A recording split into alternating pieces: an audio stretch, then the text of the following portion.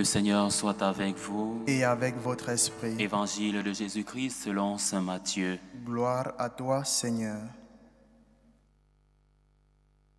En ce temps-là, tandis que Jésus parlait aux disciples de Jean le Baptiste, voilà qu'un notable s'approcha, il se prosternait devant lui en disant : « Ma fille est morte à l'instant, mais viens lui imposer la main et elle vivra. » Jésus se leva et le suivit, ainsi que ses disciples.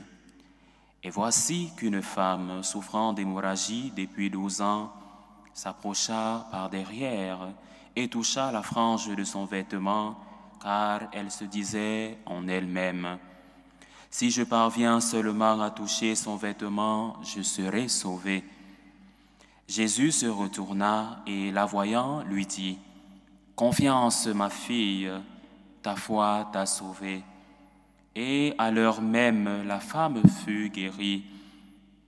Jésus, arrivé à la maison du notable, vit les joueurs de flûte et la foule qui s'agitait bruyamment.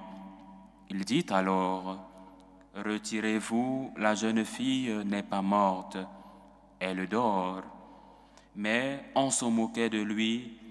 Quand la foule fut mise dehors, il entra, lui saisit la main, et la jeune fille se leva. Et la nouvelle se répandit dans toute la région.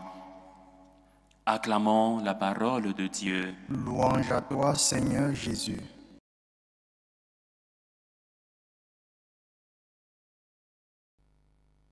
Avant de commencer cette homélie, j'aimerais premièrement vous poser quelques questions, ces questions qui taraudent mon esprit. Première question, pourquoi suivons-nous Jésus? Pourquoi suivons-nous Jésus? Le suivons-nous pour ses miracles, ou parce qu'il est Dieu, ou parce qu'il est notre Sauveur? Pourquoi suivons-nous Jésus? Pourquoi suis-tu Jésus? Quelle est ta relation avec notre Seigneur Jésus? Deuxième question. Si on te demandait de définir ta relation avec le Christ, quelle serait ta réponse? Alors, bien-aimé de Dieu, quelle serait ta réponse aujourd'hui? Est-ce que tu suis Jésus pour ses miracles spectaculaires, ou parce que nous croyons qu'en lui se trouve le Dieu vivant, le Dieu qui peut tout, celui dont notre foi a soif, celui qui sauve non seulement les corps, mais aussi nos âmes. Celui qui sauve nos âmes et nous ouvre les portes du paradis. Alors voilà une suite de questions qui nous permettent de comprendre l'évangile d'aujourd'hui. Pour commencer, notre Seigneur nous replonge sur cette relation que nous devons avoir avec lui. C'est pourquoi dans ce récit, 2 miracles s'entrelacent. Le premier miracle est celui de la résurrection d'une fille d'un chef. Et ensuite, la guérison de la femme hémorroïde.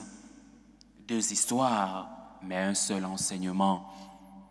Et l'enseignement est unique. La foi sauve. Notre foi en Jésus nous sauve. Pas la foi magique, ou une foi naïve, ou une foi du charbonnier, comme on le disait au Moyen-Âge, croire pour croire. Non. Mais une foi confiante, une foi humble, une foi persévérante. Alors, dans un premier instant, regardons cette femme de l'Évangile. Elle ne demande rien à haute voix, elle murmure en elle-même. Elle ne touche même pas Jésus, seulement la frange de son vêtement. Et elle se disait en elle-même, nous dit l'Évangile, « Si je parviens seulement à toucher son vêtement, je serai sauvée. » Et Jésus la voit, Jésus la comprend. Et Jésus lui dit, « Confiance, ma fille, ta foi t'a sauvée. » Alors voilà le cœur de l'Évangile aujourd'hui, la foi qui sauve, la foi que nous avons en Dieu nous sauve. Alors deuxième enseignement, dans ces gestes, nous voyons la foi des personnes concernées, mais nous voyons la main de Dieu. Nous ne voyons pas seulement un guérisseur, mais nous voyons le Fils de Dieu qui agit. Le miracle n'est pas un tour de magie, non. Il est la manifestation visible d'une réalité invisible, celle du salut.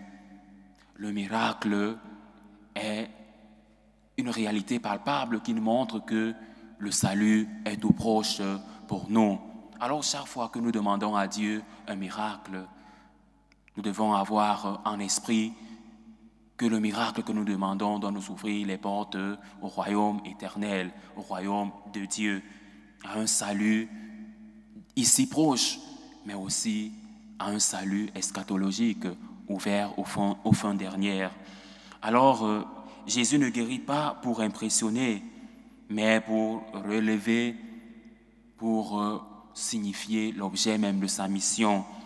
Il est venu pour sauver tout le monde, appeler tout le monde à être des saints, comme notre Père céleste est saint. Alors, Jésus ne guérit pas pour impressionner, comme le dira saint Paul à Timothée. Notre Sauveur, le Christ Jésus a détruit la mort. Il a fait resplendir la vie par l'Évangile. Resplendir la vie par l'Évangile. Il est venu donner la vie, donner sa vie pour que tu aies la vie. Alors notre Sauveur, par un geste simple, anticipe la victoire sur la mort. Par un geste simple, il rend la vie à la fille du chef de la synagogue, image de sa propre résurrection, image de notre propre résurrection. C'est pourquoi saint Paul le dit, si nous mourons avec le Christ, nous vivrons. Et Jésus guérit une femme marginalisée, image de l'humanité tout entière blessée par le péché. Il est donc celui qui relève et qui restaure corps et âme. Notre Seigneur se fait tout proche pour nous apporter le salut que nous avons besoin, le salut en Dieu notre Père. C'est pourquoi saint Matthieu est très précis dans l'Évangile. La foi de la femme précède la guérison et la foi du Père qui se manifeste par sa parole, la parole à Jésus, lorsqu'il dit à Jésus, « Ma fille est morte, mais viens, impose-lui les mains et elle sera sauvée. » Il a eu la foi et la vie de la fille a été restaurée. C'est donc une foi contre toute espérance. La foi que notre Seigneur nous donne est une foi qui ouvre à l'espérance, comme celle d'Abraham dans la première lecture.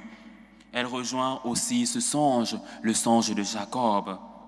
Cette échelle entre le ciel et la terre, c'est le Christ lui-même, le pont entre Dieu et les hommes, entre la mort et la vie, comme l'enseignait le pape Benoît XVI. Il disait justement en commentant cet évangile que dans cette femme il y a une foi active, une foi humble, une foi presque cachée, mais une foi vraie, une foi qui laisse découler une espérance, qui touche Jésus, une foi qui touche Jésus plus que la foule nombreuse autour de lui. Et généralement, nous aussi, nous pensons être éloignés de Dieu par notre comportement. Mais quand nous nous ressaisissons, quand nous voyons que la lumière que nous recherchons se trouve en Jésus, nous faisons ce pas en arrière.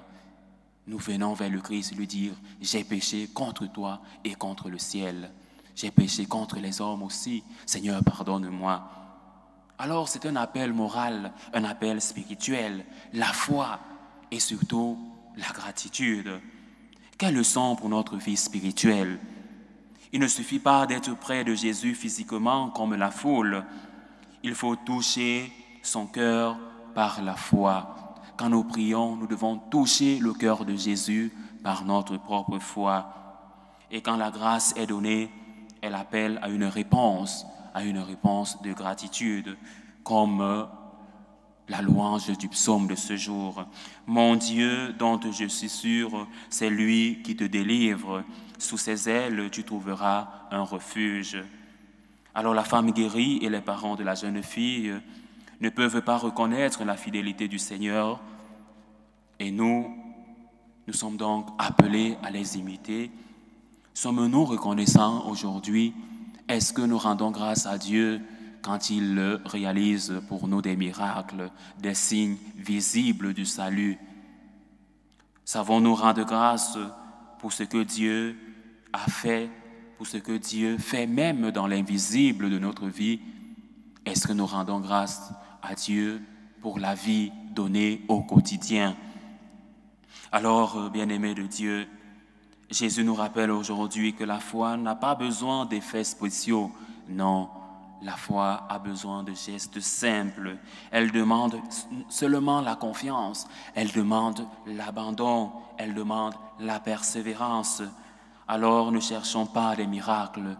Cherchons d'abord à toucher le cœur de Dieu par notre foi. C'est le message de l'Évangile aujourd'hui. Ne cherchons pas les miracles de Dieu. Cherchons à toucher le cœur de Dieu. Ne cherchons pas les bonbons de Dieu, mais cherchons le Dieu des bonbons. Cherchons le Dieu qui peut nous donner les miracles. Ne cherchons pas les miracles de Dieu. Ce n'est pas le miracle qui fait la foi, c'est la foi qui permet le miracle, qui permet le salut. Alors, bien-aimés de Dieu, que cette parole allume en nous une foi confiante, une foi audacieuse, une foi qui va à la rencontre du Christ, comme celle de la femme, et une foi pleine d'espérance, comme celle du père de la jeune fille, et qu'en toutes choses nous sachions dire avec foi et avec espérance, mon Dieu dont je suis sûr, ou encore, mon Dieu en qui ma foi repose. Que ces paroles soient au cœur de notre méditation de ce jour. Loué soit Jésus-Christ. À jamais.